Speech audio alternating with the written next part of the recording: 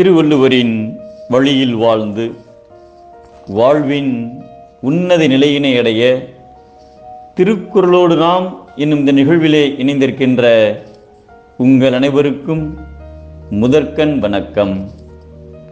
குறள் எண் 870. அதிகாரம் பகை மாட்சி.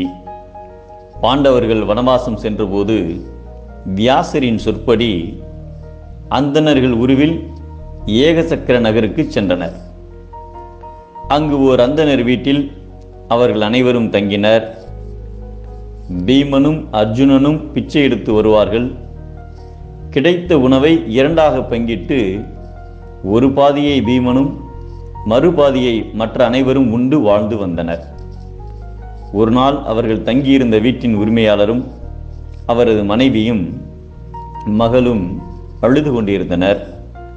அழுகை சத்தம் கேட்ட குந்தி தேவி அவரிடம் சென்று, உங்கள் அழுகைக்கு காரணம் என்ன என்று அன்புடன் கேட்டார்.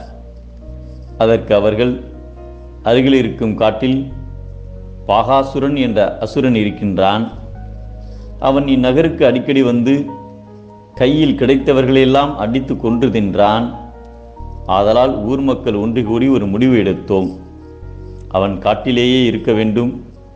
நாள்தோறும் ஒவ்வொரு வீட்டிலிருந்தும் ஒரு வண்டி நிறைய அவனுக்கு உணவு கொடுத்து அனுப்பப்படும் என்று கூறினோம். அதன்படி அந்த அசுரன் அவனுக்கு அனுப்பப்படும் உணவை உண்டுவிட்டு உணவை கொண்டு செல்லும் ஆளையும் கொன்று சாப்பிட்டு விடுவான். இன்று எங்கள் வீட்டுக்கு உணவு எடுத்து செல்ல வேண்டிய முறை. எங்கள் குடும்பத்தில் ஒருவர் அவனுக்கு உணவாக வேண்டும் என்று சொல்லி அழுதனர். அதை கேட்ட குந்தி தேவி, உங்களுக்கு பதிலாக என் மகனை உணவுடன் அனுப்புகிறேன் என்று அவர்களுக்கு ஆறுதல் கூறினார். பின்னர் உணவை தயாரித்து வண்டியில் ஏற்றிக்கொண்டு பீமன் காட்டுக்கு சென்றான். காட்டில் அந்த அசுரனின் பார்வையில் படும்படி அமர்ந்து கொண்டு தான் கொண்டு சென்ற உணவை தானே தின்று தீர்த்தான். தனக்கு வந்த உணவை பீமன் சாப்பிடுவதைக் கண்ட அசுரன் பீமனுடன் மோதினான். இருவருக்கும் இடையே கடும் போர் ஏற்பட்டது. நீண்ட நேரம் நடந்த போரில் பீமன் இறுதியில் அந்த அசுரனை கொன்றான். அசுரன் மாண்டதால் ஏகசக்கர நகரத்து மக்கள் பயமின்றி வாழ்ந்தனர். பாண்டவர்களுக்கு ஊர் மக்கள் விருந்து உபசாரம் நடத்தி கௌரவித்தனர். அறிவில்லாத மூடனை எதிர்த்து போர் செய்வது எளிது.